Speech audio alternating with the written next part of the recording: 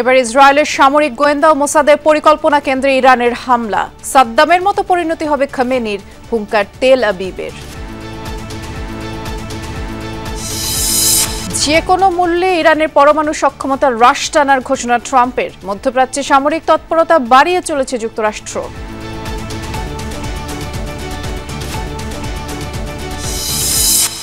Tehran থেকে 4 শতাধিক বাংলাদেশিকে নিরাপদে সরানোর প্রক্রিয়া। যুদ্ধের প্রভাবে দেশে এখনই বাড়বে না তেলের দাম, জানালেন উপদেষ্টা। সংবিধানের 70 অনুচ্ছেদ সংশোধনের সিদ্ধান্তে ঐকমত্য। বিরোধী দল থেকে সংসদীয় কমিটির প্রধান করার সিদ্ধান্তে একমত দলগুলো। সব বিষয়ে হয়তো আমরা একমত হব না, কিন্তু তারপরেও আমাদের লক্ষ্য হচ্ছে জাতি এবং রাষ্ট্রের স্বার্থে যেন আমরা খানিকটা হলেও ছাড় দিয়ে এক জায়গায় আসতে পারি। আমরা চেষ্টা করছি সবাই যাতে মিনিমাম একটা জায়গায় এসে সংস্কারের বিষয়গুলো সমাপ্ত করতে পারি এবং জুলাইয়ের মধ্যে যাতে জাতীয় সনদ স্বাক্ষরিত হতে পারে। গণহত্যার বিচারে দ্বিতীয় ট্রাইব্যুনালের কার্যক্রম শুরু। ভয় ও পক্ষপাতহীন বিচারের অঙ্গীকার বিচারকদের।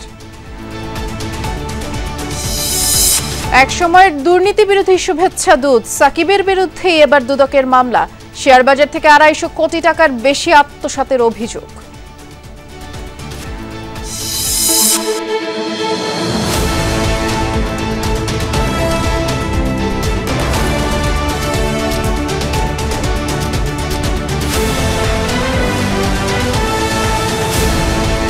ইসরায়েলের সামরিক গোয়েন্দা কেন্দ্র মোসাদের একটি কার্যালয়ে হামলার দাবি করেছে ইরান। মঙ্গলবার একযোগে তেল আবিব, জেরুজালেম সহ একাধিক শহরে ব্যালিস্টিক মিসাইল ছুড়েছে ইরানের সামরিক বাহিনী। এদিকে ইরানের যুদ্ধকালীন সেনাপ্রধানকে হত্যার দাবি করেছে ইসরায়েল। রাজধানী তেহরান সহ দেশটির বিভিন্ন এলাকায় আগ্রাসী অভিযান চলছে। আর পরিস্থিতি সামলাতে দেশের সব চিকিৎসক ও স্বাস্থ্যকর্মীর ছুটি বাতিল করেছে ইরান।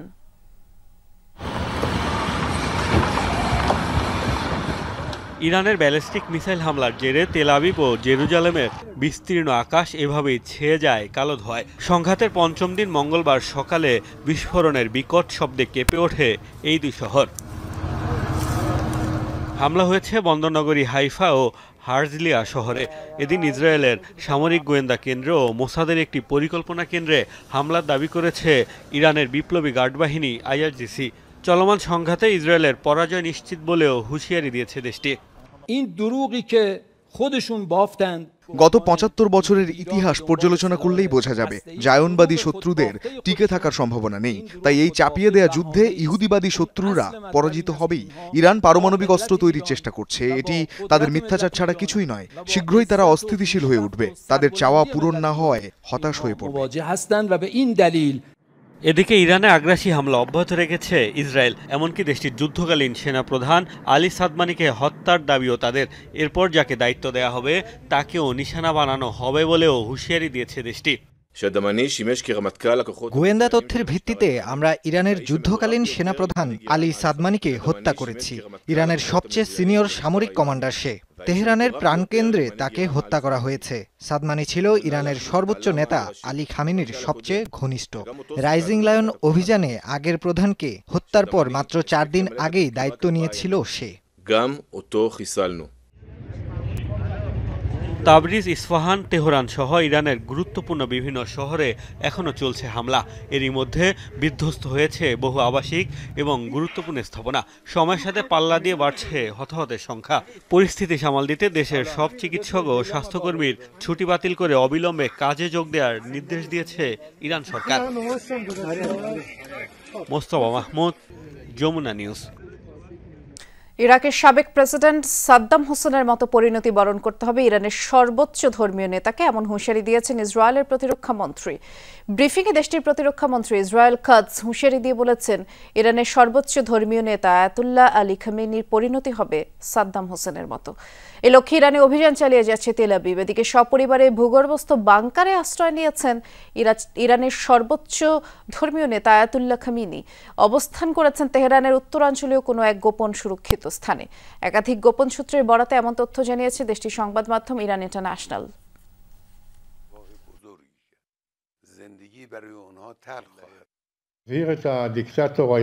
ইসরায়েলিদের উপর মিসাইল হামলা চালিয়ে ইরান স্বৈরশাসকের মতো আচরণ করেছে। তারা ভুলে গেছে ইরাকের স্বৈরশাসক সাদ্দামের কি পরিণতি হয়েছিল। সেটি ঘটাতেই আমরা তেহরান সহ ইরানের বিভিন্ন স্থানে হামলা অব্যাহত রেখেছি। যে কোনো মূল্যে ইরানের পরমাণু কর্মসূচির হ্রাস টানার ঘোষণা দিয়েছেন মার্কিন প্রেসিডেন্ট ডোনাল্ড ট্রাম্প। হুঁশিয়ারি জানিয়ে তিনি বলেছেন, কোনোভাবেই ইরানকে পরমাণু অস্ত্রের মালিক হতে দেওয়া হবে না। আমাদের মনে রাখতে হবে, ইরানকে কোনোভাবেই পরমাণু অস্ত্রের মালিক হতে দেয়া হবে না। এটা নিয়ে জটিলতার কিছু নেই। ইরান কোনোভাবেই পরমাণু অস্ত্র তৈরি করতে পারবে না। তাই আমরা যুদ্ধবিরতি নয়, এই কর্মসূচির শেষ দেখতে চাই। ইরান ইসরায়েল উত্তেজনার মাঝে মধ্যপ্রাচ্যে সামরিক তৎপরতা বাড়াচ্ছে যুক্তরাষ্ট্র। তৃতীয় পারমাণবিক রণতরীর পর এবার রিফুয়েলিং এয়ারক্রাফটের বড়সড় বহর পাঠাচ্ছে পেন্টাগন। নতুন করে যুক্ত হচ্ছে আরও 6 থেকে 7 হাজার সেনা, যারা সুরক্ষা দেবে মার্কিন ঘাঁটিগুলোকে। চলমান এই সংঘাতের মাঝে মার্কিন প্রেসিডেন্টের এমন সিদ্ধান্তে আবারও স্পষ্ট হয়ে উঠেছে যুক্তরাষ্ট্রের ইরান বিরোধী অবস্থান। সদর্পে মধ্যপ্রাচ্যের দিকে এগুচ্ছে আরও এক মার্কিন রণতরী। ইরান ইসরায়েল লাগাতার সংঘাতে অস্থিতিশীল মধ্যপ্রাচ্যে নিজেদের ঘাঁটি আর সেনা সুরক্ষা লক্ষ্য। মধ্যপ্রাচ্যে যুদ্ধের টামাডোল। তেহরান তেল আবিব সর্বাত্মক যুদ্ধে জড়ানোর ঠিক আগ মুহূর্তেই অঞ্চলটিতে সেনা উপস্থিতি বাড়ানোর ঘোষণা ওয়াশিংটনের। জোরদার করা হবে প্রতিরক্ষা সক্ষমতা। সে লক্ষ্যে আরব সাগরে মোতায়েন করা হচ্ছে তৃতীয় মার্কিন রণতরী USS নিমিটস, যাতে মোতায়েন আছে পরমাণু অস্ত্র। রিফুয়েলিং এয়ারক্রাফটের বড় একটি বহরও পাঠানো হচ্ছে মধ্যপ্রাচ্যে। পাশাপাশি সেনা উপস্থিতি বাড়ানোর ঘোষণাও দিয়েছে যুক্তরাষ্ট্র। বিভিন্ন গণমাধ্যমের তথ্যানুযায়ী 6 থেকে 7 হাজারের মতো মার্কিন সেনা পাঠানোর পরিকল্পনা করছে পেন্টাগন। অর্থাৎ মার্কিন প্রেসিডেন্ট মুখে ইরান ইসরায়েল সংঘাত থামানোর কথা বললেও কাজে অনেকটাই ভিন্ন চিত্র। ক্রমবর্ধমান সামরিক তৎপরতায় আবারও স্পষ্ট হয়ে উঠেছে যুক্তরাষ্ট্রের ইসরায়েল প্রীতি। পরমাণু চুক্তিতে আসার জন্য ইরানকে 60 দিনের সময় বেঁধে দিয়েছিলাম, আর 61তম দিনে কি হলো তা আপনারা সবাই দেখলেন। প্রতিনিয়ত যোগাযোগ রাখছি। মনে হয় দুই দেশের মধ্যে একটি সমঝোতা চুক্তি স্বাক্ষর হবে। সেটি না করলে ইরান বোকার মতো কাজ করবে। নির্ধারিত সময়ের আগেই G7 সফর শেষ করে দেশে ফিরেছেন ডোনাল্ড ট্রাম্প। মঙ্গলবার জাতীয় নিরাপত্তা পরিষদের সাথে বৈঠকের কথা রয়েছে তার। একদিন আগে ইরানের হামলায় ক্ষতিগ্রস্ত হয় তেল আবিবের মার্কিন দূতাবাস। ধারণা করা হচ্ছে মধ্যপ্রাচ্যে সেনা উপস্থিতি বাড়ানোর অন্যতম একটি কারণ হতে পারে এটি। ভূমধ্যসাগর এবং লোহিত সাগরে আরও 2টি পারমাণবিক শক্তিধর বিমানবাহী রণতরী মোতায়েন রয়েছে যুক্তরাষ্ট্রের। অনিক রহমান, যমুনা নিউজ। ইরানের রাষ্ট্রীয় গণমাধ্যমে ইসরায়েলি হামলার পর আলোচনায় IRIBর উপস্থাপিকা সাহারা ইমামি। সরাসরি সম্প্রচারকালে টিভি স্টেশনটিতে একের পর এক মিসাইল আঘাত হানলেও তিনি অবিচলভাবে উপস্থাপনা চালিয়ে যান। হামলা সত্ত্বেও তার দৃঢ়তা, ধৈর্য ও সাহসী আচরণের প্রশংসায় ভাসছে নেট দুনিয়া। ইরান ইসরায়েলের চলমান বৈরী পরিস্থিতির মধ্যেই সম্প্রচার কাজ চলছিল রাষ্ট্রীয় television Islamic Republic of Iran broadcasting বা IRIBর প্রধান কার্যালয়ে। আচমকা বোমা বিস্ফোরণে কেঁপে ওঠে চারদিক। সোমবার পাল্টাপাল্টি সংঘাতের জেরে ইরানের রাষ্ট্রীয় টেলিভিশন সংস্থা IRIBতে মিসাইল হামলা চালায় ইসরায়েল। কয়েক দফায় বেজে ওঠে সতর্কতামূলক সাইরেন। এর কিছু সময় পরই বিপর্যয় নেমে আসে তেহরানে। ইসরায়েলের বোমা হামলার সময় সরাসরি সম্প্রচার চলছিল টেলিভিশন কার্যালয়টিতে। হামলার ফলে চারদিকে যখন ভীষণ আতঙ্ক, ঠিক তখনই দৃপ্ত কণ্ঠে খবর পড়ছিলেন ইরানের জনপ্রিয় উপস্থাপিকা সাহারা ইমামি। দৃঢ়তার সাথে জানাচ্ছিলেন ইরানে চলমান ইসরায়েলের নারকীয়তার কথা। ছিলেন ইরানের জনপ্রিয় উপস্থাপিকা সাহারা ইমামি। দৃঢ়তার সাথে জানাচ্ছিলেন ইরানে চলমান ইসরায়েলের নারকীয়তার কথা।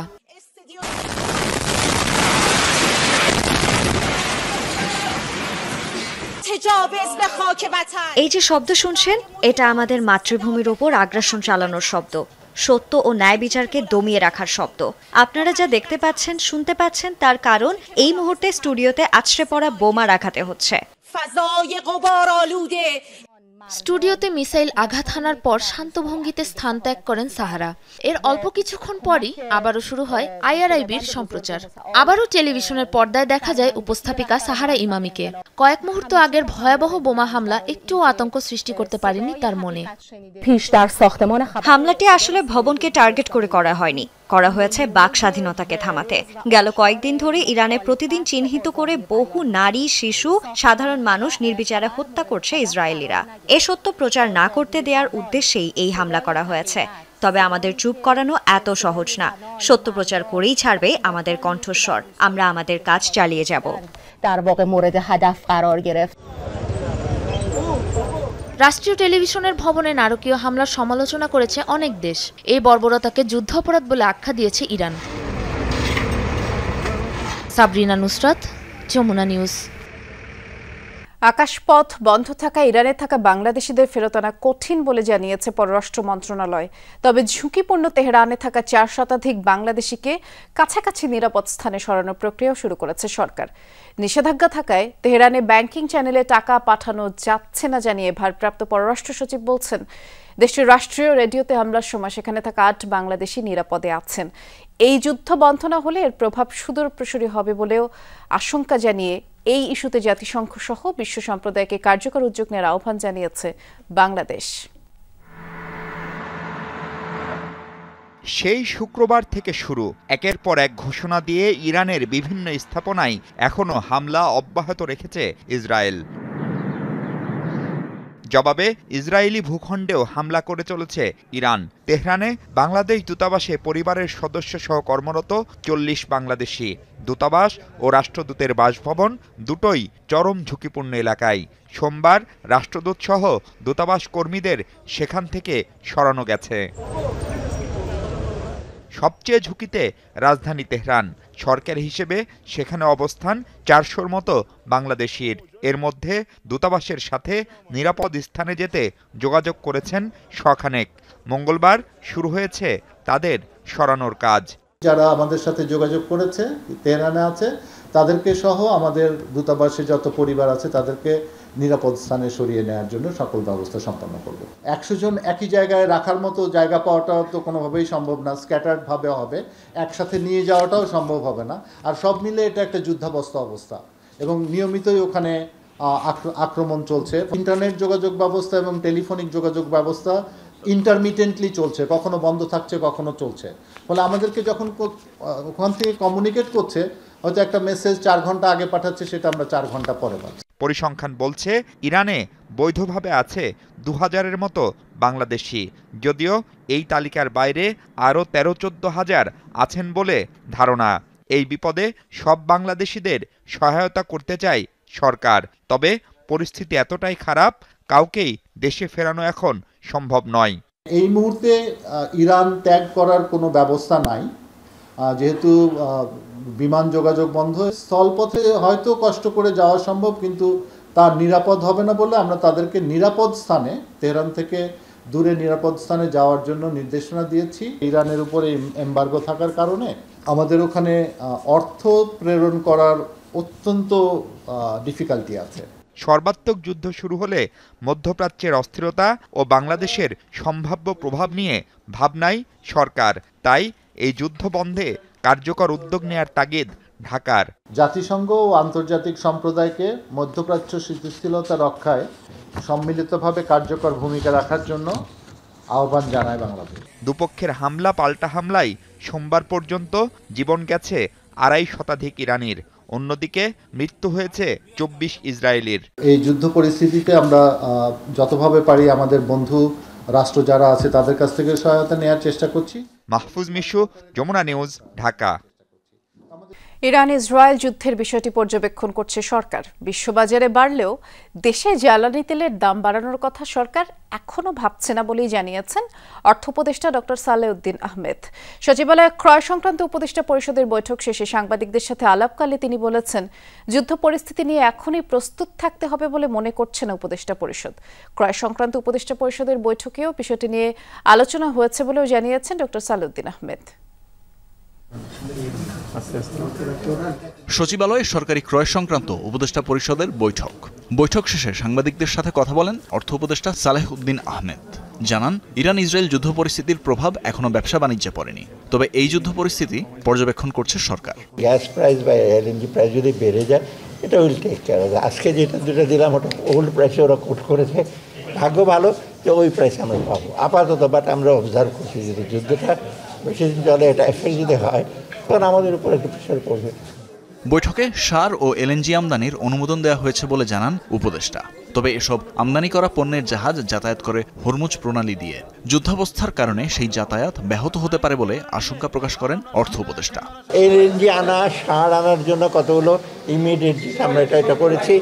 আর একটা কেমিক্যাল কমপ্লেক্সের একটা গোডাউন হবে মুন্সিগঞ্জে, যেটা অত্যন্ত দরকার, সেটা আমরা করেছি। যুদ্ধসৃষ্ট এই সংকট বেশি দিন স্থায়ী হবে না বলেও আশা প্রকাশ করেন উপদেষ্টা। আমার মনে হয় এই জিনিসটা বেশি দিন চলবে না। তানভীর মৌসুম, যমুনা নিউজ, ঢাকা। ঢাকায় অস্ট্রেলিয়ার ভিসা কার্যক্রম পুনরায় চালুর জন্য দেশটিকে ধন্যবাদ জানিয়েছেন অন্তর্বর্তী সরকার প্রধান ডক্টর মোহাম্মদ ইউনূস। এ সময় বাংলাদেশে আশ্রয় নেয়া 10 লাখ রোহিঙ্গা শরণার্থীর জন্য মানবিক সহায়তা বৃদ্ধির আহ্বান জানান তিনি। অন্তর্বর্তী সরকার প্রধান ডক্টর মোহাম্মদ ইউনূসের সাথে যমুনায় সৌজন্য সাক্ষাৎ করেন অস্ট্রেলিয়া নবনিযুক্ত হাই কমিশনার সুজান রায়েল। সাক্ষাৎকালে অন্তর্বর্তী সরকারের চলমান সংস্কার কার্যক্রম, নির্বাচন প্রস্তুতি, দ্বিপাক্ষিক বাণিজ্য সম্প্রসারণ, রোহিঙ্গা সংকট নিয়ে আলোচনা হয়। ডক্টর ইউনূস বলেন, আগামী জুলাই গণঅভ্যুত্থানের বার্ষিকীতে জুলাই চার্টার ঘোষণা করা হবে এবং নির্বাচন নিয়ে প্রধান উপদেষ্টা বলেছেন, প্রথমবার ভোট দিতে যাচ্ছেন যারা, তারা একটি স্বাধীন উৎসবমুখর পরিবেশে ভোট দেওয়ার সুযোগ পাবে। অস্ট্রেলিয়ার হাই কমিশনারের সময় জানিয়েছেন, ইউএনডিপির মাধ্যমে অস্ট্রেলিয়া বাংলাদেশের নির্বাচন কমিশনের সক্ষমতা বৃদ্ধির জন্য $2 মিলিয়ন অস্ট্রেলিয়ান ডলার সহায়তা দেবে। জামায়াতের উপস্থিতি ছাড়াই সংবিধানের 70 অনুচ্ছেদ সংশোধনের সিদ্ধান্ত চূড়ান্ত হয়েছে জাতীয় ঐকমত্য কমিশনে। শেষ পর্যন্ত আইনের এই সংশোধনী প্রস্তাব পাশ হলে অর্থ বিল, আস্থা ভোট ছাড়া সংসদ সদস্যরা স্বাধীনভাবে সংসদে মতামত জানাতে পারবেন। এছাড়া গুরুত্বপূর্ণ 4টি সংসদীয় স্থায়ী কমিটি ছাড়াও আসন প্রাপ্তির ভিত্তিতে বাকি কমিটির অর্ধেকের সভাপতি পদে বসবেন বিরোধী দলের সংসদ সদস্যরা। ঐকমত্য হয়েছে নারী আসন 50 থেকে 100 করার প্রস্তাব। এছাড়া আলোচনা হলেও চূড়ান্ত হয়নি প্রধান বিচারপতি নিয়োগ, সংসদের উচ্চকক্ষ, নারী আসনে নির্বাচন পদ্ধতি নিয়ে। কাল বৈঠকে জামায়াত উপস্থিত থাকবে বলেও জানানো হয়েছে। বেলা 11:30টায় রাজধানীর ফরেন সার্ভিস একাডেমিতে 30টি রাজনৈতিক দলের সঙ্গে জাতীয় ঐক্যমত্য কমিশনের মুলতবি বৈঠক শুরু হয়। জামায়াতের প্রতিনিধি দলের জন্য 30 মিনিট অপেক্ষা করলেও দলটির পক্ষ থেকে শেষ পর্যন্ত কেউ অংশ নেননি। খালি থাকে জামায়াতের নায়েবে আমির সৈয়দ আবদুল্লাহ মোহাম্মদ তাহেরের জন্য নির্ধারিত আসন। এর আগে লন্ডনে ইউনূস তারেক বৈঠকের পর যৌথ বিবৃতি নিয়ে সমালোচনা করে জামায়াত। অনানুষ্ঠানিকভাবে দলটির নেতারা জানিয়েছেন, সেই ঘটনার প্রতিবাদে ঐক্যমত্য কমিশনের মঙ্গলবার সভা বয়কট করেন তারা।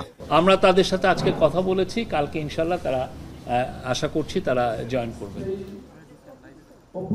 কমিশনের দ্বিতীয় দিনের আলোচনার সূচিতে ছিল সংবিধানের 70 অনুচ্ছেদ, সংসদীয় স্থায়ী কমিটি, দ্বিকক্ষ বিশিষ্ট সংসদ, প্রধান বিচারপতি নিয়োগ ও নারী সংসদ সদস্য নির্বাচিত করার প্রক্রিয়া। এর মধ্যে 2টি বিধান ছাড়া 70 অনুচ্ছেদ সংশোধন ও বিরোধী দল থেকে গুরুত্বপূর্ণ সংসদীয় স্থায়ী কমিটির সভাপতি নিয়োগ নিয়ে কমিশনের প্রস্তাবে ঐক্যমত হয়। আস্থা ভোট এবং অর্থ বিল, এই দুইটা গুরুত্বপূর্ণ। এই জায়গায় তারা দলের বিপক্ষে ভোট দিতে পারবেন না, অন্য সময় তারা কথাবার্তা বলতে পারবেন।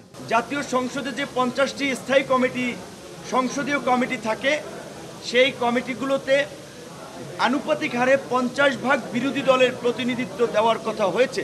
আমরা চেষ্টা করছি সবাই যাতে মিনিমাম একটা জায়গায় এসে সংস্কারের বিষয়গুলো সমাপ্ত করতে পারি এবং জুলাইয়ের মধ্যে যাতে জাতীয় সনদ স্বাক্ষরিত হতে পারে।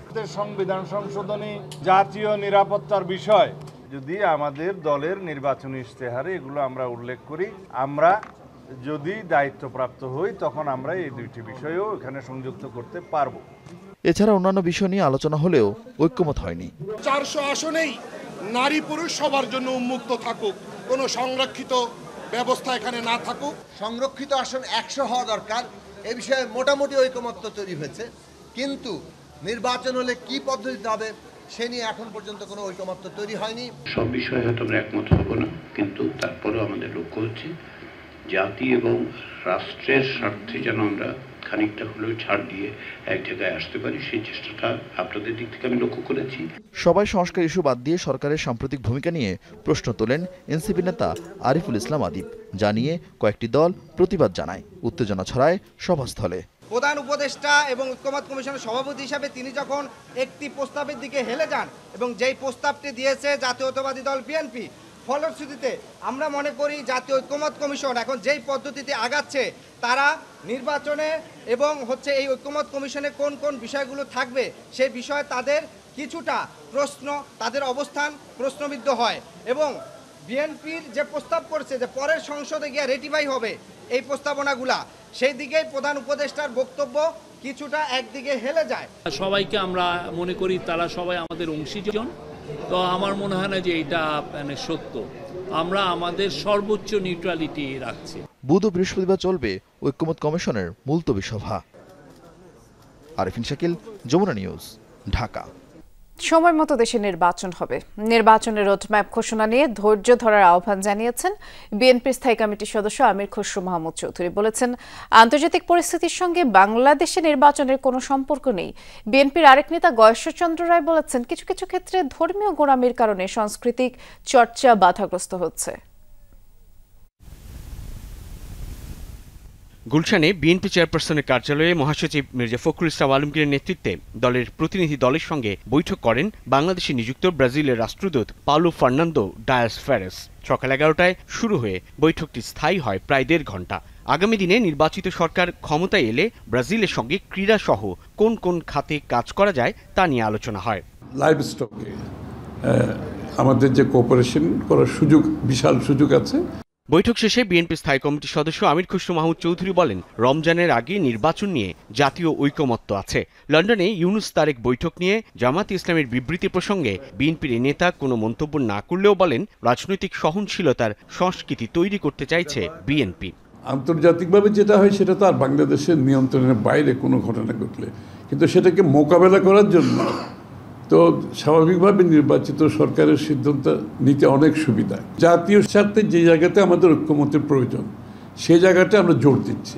আন্তর্জাতিক যে কোনো অস্থিরতার প্রভাব মোকাবেলায় দেশের নির্বাচিত সরকার সুবিধাজনক অবস্থানে থাকে বলেও মনে করেন আমির খসরু। এর মধ্যে কোনো ধরনের প্রশ্নবিদ্ধ করে আমাদের ভবিষ্যৎ সামনে দিকে চলার পথটাকে বিঘ্নিত করা ঠিক হবে না। আমি তো মনে করি খুবই সুষ্ঠু একটা বিবেচনা প্রসূত আলাপ আলোচনা হয়েছে, কথাবার্তা হয়েছে, সিদ্ধান্ত হয়েছে।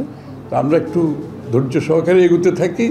আমি মনে করি সব কিছু সমাধান আগামী দিনে হবে এবং সময় মতো দেশে নির্বাচন হবে।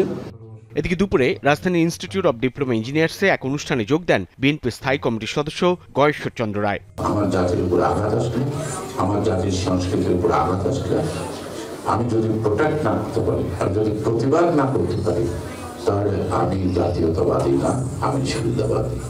বিকেলে শেরেবাংলা নগরের জিয়া উদ্যানে এক বৃক্ষরোপণ কর্মসূচিতে যোগ দিয়ে বিএনপির সিনিয়র যুগ্ম মহাসচিব রিজভী আহমেদ বলেন, দেশের সংকট এখনো কাটেনি। শেখ হাসিনা নিজের ইচ্ছামতো ইতিহাস রচনা করেছেন। শেখ হাসিনা নিজের ইচ্ছামতো স্কুলের পাঠ্য বই সংশোধন করেছেন, কিন্তু এটা পৃথিবীর কোনো গণতান্ত্রিক দেশে এটা কখনোই সম্ভব নয়। কিন্তু শেখ হাসিনা এটা করেছেন। প্রকৃত গণতন্ত্র আসলে প্রকৃত ইতিহাস রচনা হবে। সাইফুদ্দিন রবিন, যমুনা নিউজ, ঢাকা।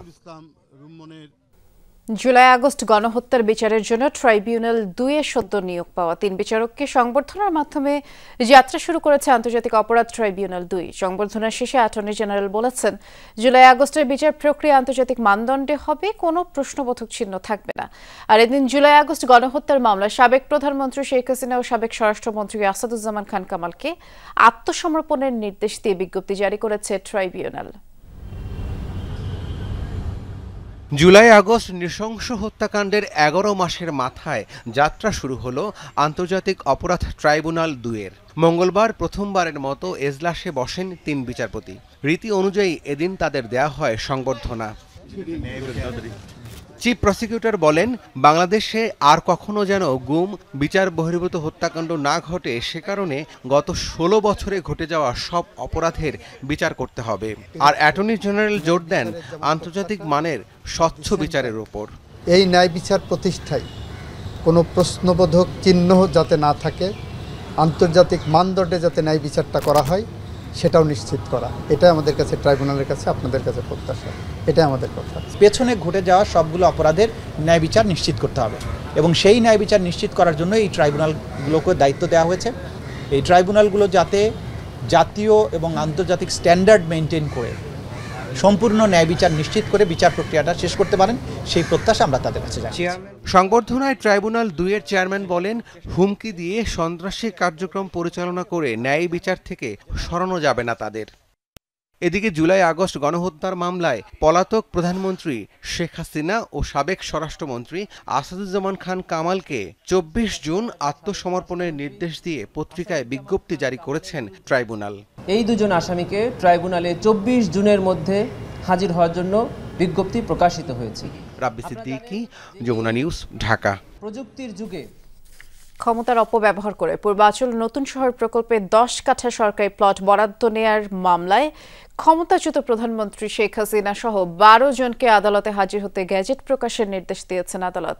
মঙ্গলবার ঢাকা মহানগর জ্যেষ্ঠ বিশেষ জজ জাকির হোসেন গালিব এই আদেশ দিয়েছেন। এ বিষয়ে প্রতিবেদন দাখিলের জন্য আগামী 1 জুলাই দিন ধার্য করেছেন আদালত।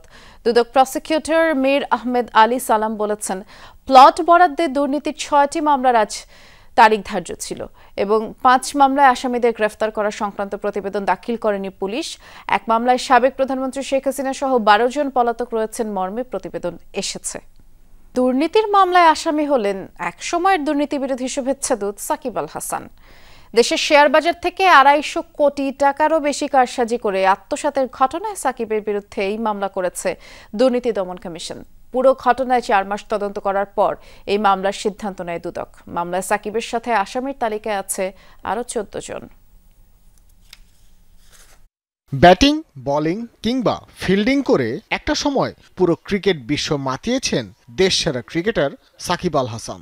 ছিলেন তরুণদের আইকন, যার কারণে দুর্নীতি দমন কমিশনের শুভেচ্ছা দূতও করা হয় তাকে। রাজনৈতিক পট পরিবর্তনের পর এবার দুদকেরই এক সময়ের শুভেচ্ছা দূতের বিরুদ্ধে মামলা করল দুর্নীতি দমন কমিশন। মাগুরা 1 আসনের আওয়ামী লীগ দলীয় সংসদ সদস্য ছিলেন সাকিব আল হাসান। তিনি ও তার সহযোগীদের বিরুদ্ধে শেয়ার বাজার থেকে কয়েকশো কোটি টাকার আত্মসাতের অভিযোগ ওঠে। প্রায় 4 মাসের অনুসন্ধান শেষে উঠে আসে বিনিয়োগকারীদের প্রলুব্ধ করে সাকিব আল হাসান ও তার সহযোগীরা হাতিয়ে নিয়েছেন 256 কোটি টাকা। এর মাঝে সাকিবের বিরুদ্ধে সরাসরি 2,95,00,000 টাকা আত্মসাতের অভিযোগ আনা হয়েছে। মূল অভিযোগ হয়েছে মূলত শেয়ার মার্কেটে কারসাজির মাধ্যমে সাধারণ বিনিয়োগকারীদেরকে প্রলুব্ধ করে ক্যাপিটাল গেইনের মাধ্যমে অর্থ আত্মসাৎপূর্বক এখানে অর্থের উৎস গোপন করা হয়েছে এবং এটা মানি লন্ডারিং সংক্রান্ত অপরাধ। দুদকের মহাপরিচালক জানান, সাকিব আল হাসান এখন ফৌজদারি মামলার আসামি। তার বিরুদ্ধে তদন্তকারী কর্মকর্তা আইনানুগ পদক্ষেপ গ্রহণ করতে পারবেন। আসামি মোহাম্মদ আবুল খায়ের হিরু কর্তৃক শেয়ার বাজারে যে কারসাজিকৃত Paramount Insurance Limited, Crystal Insurance Limited এবং সোনালী পেপারস লিমিটেডে শেয়ারে জনাব সাকিব আল হাসান বিনিয়োগ করে মার্কেট ম্যানিপুলেশনে যোগসাজশ করত সরাসরি সহায়তাপূর্বক সাধারণ বিনিয়োগকারীদেরকে শেয়ারে বিনিয়োগে প্রলুব্ধ করার অপরাধ অনুসন্ধানকালে প্রমাণিত হয়েছে। শেয়ার বাজারের এই কেলেঙ্কারির ঘটনায় সাকিব আল হাসান ছাড়াও আসামির তালিকায় রয়েছে আরও 14 জন। এখানে কোনো ব্যক্তি বিশেষ না, এখানে আমরা দেখছি যে অপরাধটা কিভাবে সংগঠিত হয়েছে। ভাস্কর ভাদুরী, যমুনা নিউজ, ঢাকা। আবারও আমন্ত্রণ সন্ধ্যার বাংলাদেশে। ঢাকা দক্ষিণ সিটি কর্পোরেশনে নাগরিক সেবা নেই 1 মাসের বেশি হলো। অচল নগর ভবন, দুর্ভোগে নাগরিকদের অনেকেই এবং এর মধ্যে নিজ থেকে মেয়রের দায়িত্ব পালন করছেন বিএনপি নেতা ইশরাক হোসেন। তার দাবি, আইনি বাধ্যবাধকতা মেনে তিনি অফিসিয়ালি নিজেকে মেয়র ঘোষণা করেননি, তবে তার পরামর্শেই নগর ভবন চলবে। গেল 1 মাস ধরে নগর ভবনে এসে সেবা না পেয়ে ফিরে যাচ্ছেন মনির হোসেন। দক্ষিণ সিটি কর্পোরেশনের অধীনে থাকা ফুলবাড়িয়া সুপারমার্কেটে 3টি দোকান আছে তার। সেই দোকানের ভাড়া নির্ধারিত সময়ে না দিতে পারায় জরিমানা হচ্ছে এই দোকানের।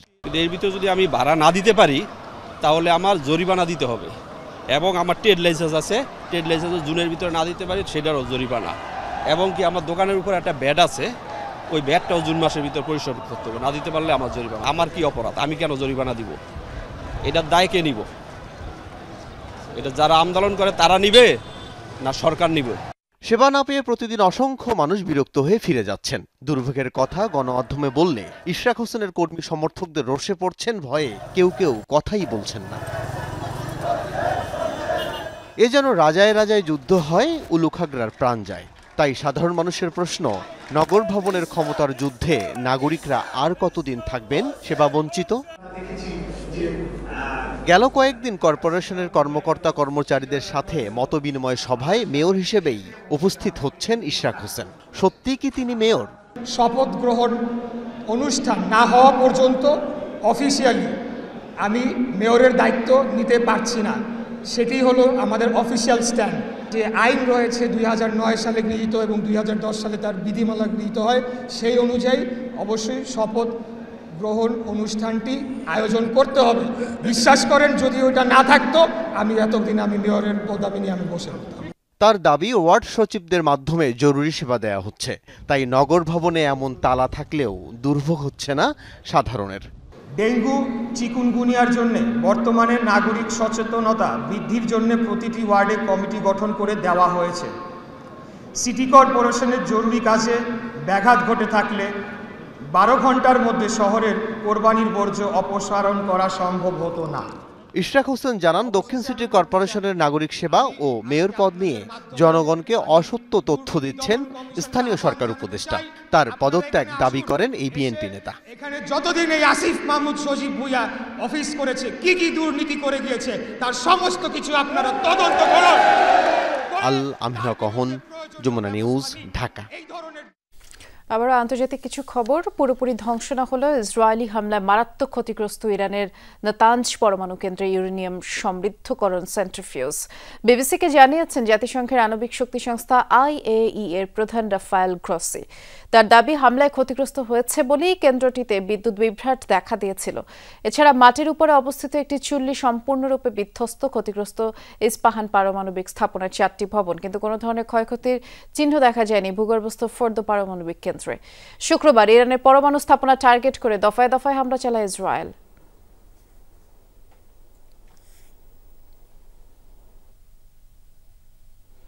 গাজার খান ইউনিসে ফিলিস্তিনিদের প্রতিরোধ লড়াইয়ে নিহত হয়েছে IDF এর আরও 3 সেনা। নিহত 3 সেনা দুজন হলেন ক্যাপ্টেন টাল মফশোভিটস এবং নাভেল লেশেম। জানা যায় উপত্যকার দক্ষিণাঞ্চলের 2টি পৃথক হামলার ঘটনায় এই 2 সেনা নিহত হয়েছেন। বোমা বিস্ফোরণে গুরুতর আহত হয়ে নিহত হন মফশোভিটস। অন্যদিকে আরেক হামলায় নিহত লেশেমের পাশাপাশি আহত হয় আরও 10 জন IDF সেনা। এর আগে শনিবার ফিলিস্তিনিদের পাল্টা হামলা নিহত হয় নেতানিয়াহু বাহিনীর আরেক সদস্য নোয়াম শামেশ।